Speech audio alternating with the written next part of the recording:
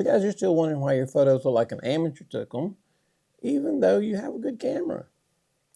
Well, the camera may not be the problem. So let's look at a couple things that I've seen in about the last 42 years that I noticed. Three big things that can really get in the way of no matter what kind of camera you have. You can own a $3,000 camera and put a $2,000 lens on it, but if you don't have good lighting, your pictures aren't going to look that great. You can have autofocus locked onto their eye perfectly, shooting 50 megapixel pictures, and the pictures still don't look that great.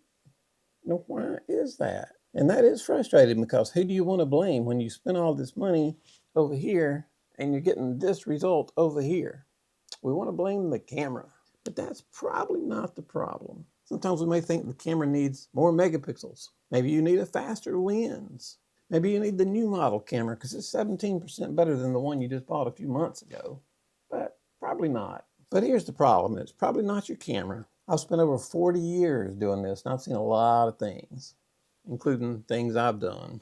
I've spent over 40 years taking pictures, and I've learned there are three things that'll do more for your pictures than anything you can buy. So let's get started. Number one, and this is huge, this is probably the biggest one. The lighting is wrong. Lighting is kind of, it is complicated, but it's not complicated. I know that's easy to say. Once it's like one of those, once you know how to do it, it's easy. Of course, there's everything you know how to do is easy once you know how to do it. But getting to the point, I see a lot of people afraid of flashes, afraid of LEDs. They just want to use the sun that's there. But the sun kind of creates problems. Now, you can use it to your benefit once you know what you're doing, backlighting and that kind of stuff. But it will play against you until you know what you're doing. Because our eyes are inset. You guys have probably heard me say this 1,000 times. You'll get dark shadows in the eyes. And to get a good picture of a person, you must light up those eyes. You must have light getting in those sockets in there, or your picture will not look good. I don't care if you have a $500,000 camera. No light in here, not a good picture. It's that simple. You have to be able to see in the person's eyes if you're taking pictures of people. So if the sun's out, awesome. That's not helping you. That's making everything else, because your eyes are inset. You're going to get a dark circle right there, like a raccoon eyes. So you do a flash if you can, a reflector if you can. Any way you can get light into those eyes is what you need to do first for people photography. Everybody's worried about dynamic range and how high the ISO can go, all while their person's standing directly in the sunlight, looking right at them with the big ugly raccoon eyes. We got to think about what is actually happening in the picture. Instead of thinking about, technology is great because it is fantastic. But you have to kind of understand to use the technology to make it work for you. It's not going to do the job for you. It's going to help you do your job much better and much easier. Look at your light first. Look at where it's coming from. Is it hard light? Is it soft light? Is it sunset? What kind of light are you working with? Are you using a reflector? Are you using a scrim? Are you using flash, multiple flashes? There's so many different ways to do this. And what's it doing under the nose and under the chin? Are you getting odd shadows in there? Because that don't look good either. And that's another reason you need I'm a flash person, okay? I use reflectors. I'm about to do a video on reflectors, but I personally am a flash person because that's what I started learning how to do first. So generally people stick with what they learn first. But I'm going to do a reflector video coming up soon, even though I don't use them that often. I thought I need to do that because a lot of people might understand that easier than a flash. So that'll be fun for me because I haven't used reflectors in quite a while, but we'll pull it off. And also there's other times when you're shooting that you don't necessarily have to add light. Sometimes you just need to find better light. Open shade is always good. Move the person toward the window. Turn them a little bit so those eyes are catching that window light. Move the person away from the wall. I cannot stand to see somebody standing 2 inches from a wall. That drives me crazy. Just thought I'd throw that one in. Get your person out away from the wall. A little separation will go a long ways. Change your own shooting position. And I've said this before, move to the left, move to the right, zoom in, zoom out, use your feet in and out. Walk forward, walk backwards, get up high, get down low, whatever you have to do to get the best angle. The best angle is not always, everybody's walking around all day long looking at each other basically face to face. But that doesn't mean that's the best picture. You may be down a little bit lower shooting from a side angle, you may be up higher shooting a little bit down. That's what's going to make a difference. Little changes are going to make a huge difference in your pictures. Now, if you do need to add some light, it doesn't have to be complicated. Like I said, reflectors, a flash, an off-camera flash if you get pretty advanced. All those will work, and you may need those because photography is basically controlling the light. It's not the light controlling you. Okay, you need to control all the light with whatever you've got, whether there's no light and all you have is a flash, or whether you're out in bright sun and you have some really big, cool flashes like that newer Q4 Pro 400 I shot with the other day. That thing was a beast. It was awesome. That thing will put out some light. But no matter what you have, just a flash on top of your camera will go a long ways toward helping out. I've worked with all kinds of lighting equipment over the years, and the biggest thing about it is what direction is the light coming from is way more important than the name printed on the side of who made the light. Just thought I'd throw that out there. Not hitting on anybody. There's some great companies that make some great lights. They really do. Came so far. Back in the 80s, lights were such a problem to work with, and it's so much easier nowadays. And think they have just came so far with lighting. It's amazing. I'm so happy. It makes our life so much easier. If you guys would have seen what we had to deal with in the 80s, you would have just thought, oh man, I hate this. So I tell you what, here's an idea on our first point. Take a person, a model, your wife, friend, whoever, and shoot 5 different ways. Window light, open shade, direct sunlight, flash, and LED. Keep practicing all those.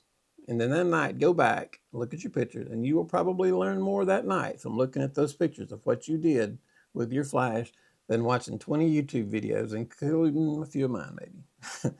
But practice, practice, and practice what I was saying again.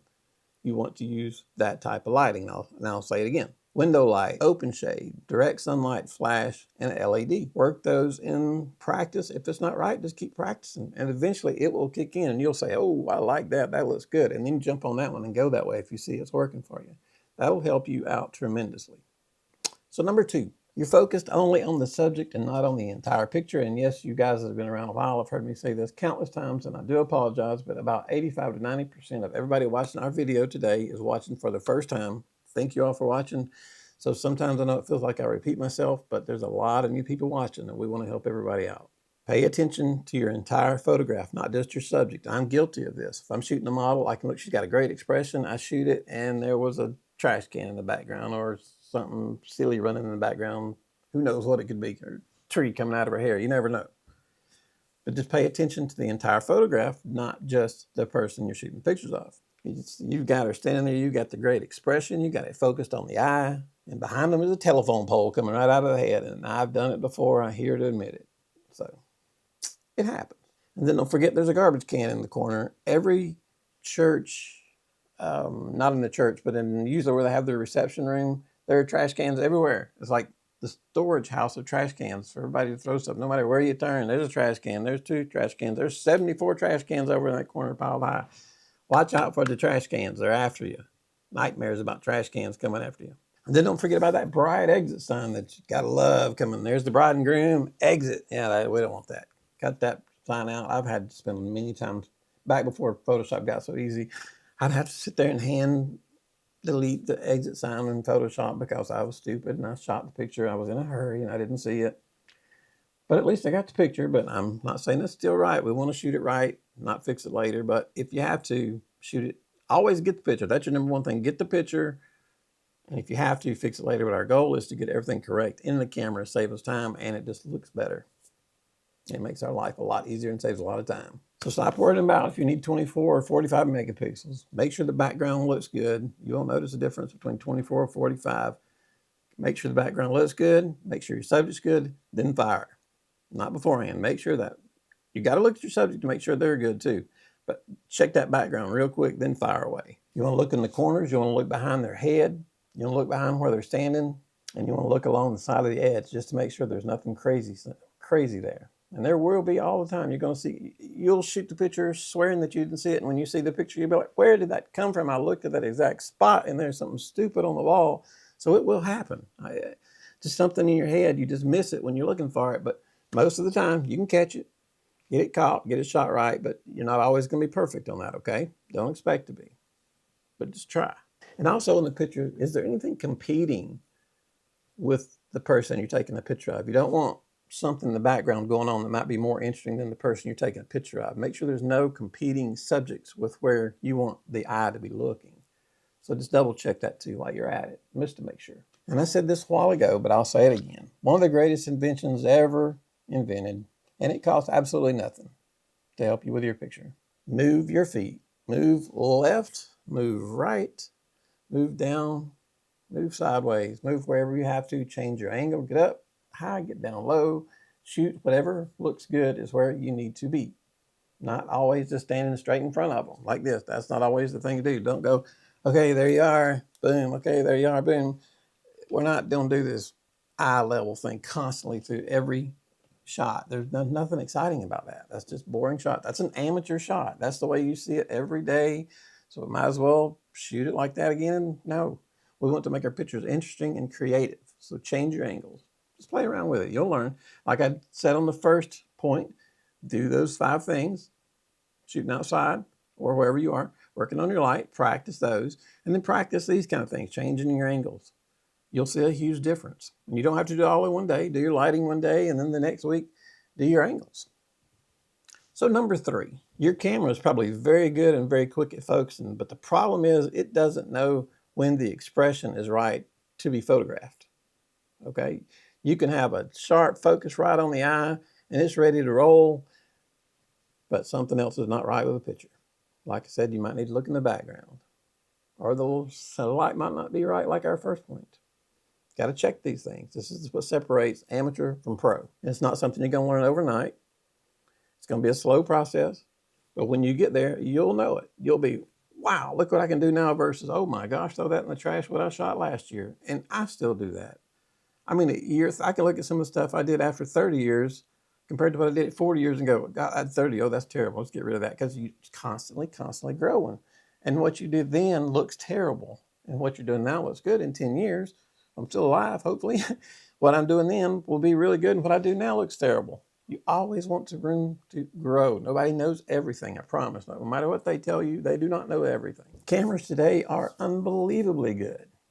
They can catch focus. They can shoot 70,000 frames a second. They can shoot 8K video. They can do almost everything, but they cannot recognize when the expression is right on the bride and the groom. Or again, guys, I'm delving off into that wedding field because I spent so much time with weddings, but this can go for model shoots, family shoots, whatever it is. Say if you're shooting a family, the mom may be looking away, whatever. Make sure you've got everybody's attention and make sure you've got them looking good, because you want a good expression. Some cameras can recognize dogs, birds, cats, cars, everything. I keep looking for the camera that can find people that owe me money. I haven't seen that one yet. I will upgrade to that camera when I can hit my focus button, and it'll find the person that owes me money. That'll be the camera I'll buy. I'll say, everybody today, we're buying this camera. That's what we need. That would be cool, though. Probably won't happen in my lifetime, but who knows? It could. Gracious. The stuff that's going on nowadays is absolutely amazing. But again, as smart as the cameras are, they don't understand what we're looking for. They don't understand the exact light we're looking for. They don't understand the expressions we're looking for. They don't understand the small details that sets apart an amateur and a professional. That's the part you've got to practice and learn slowly, confidently. Just stay working on it. Do not give up. Take one step forward, you might take a step back. Take 2 steps forward, you might take another step back, but you will eventually get ahead of the game. And as you keep learning, this will get easier and easier. And you'll be, maybe a year down the road, you'll be like, oh man, I just realized I've been doing all this. I don't even remember doing it. You just turned it into a habit. You just start being able to do it. It's amazing. It's really cool. I'll tell you, it's really, really, really amazing. Sometimes you'll wake up in the morning and all of a sudden, I understand what I was trying to do with that flash now. And you'll run, get the flash. I've done this before. At 4 o'clock in the morning, turn it on, see if it works, and it works. You're like, oh, yes, I finally, after all this time, figured that out. Stuff like that will happen, or it did to me and a lot of people I know. So just keep practicing and practicing, and these things will come to you. Just apply your heart and soul to it, and you'll get it figured out.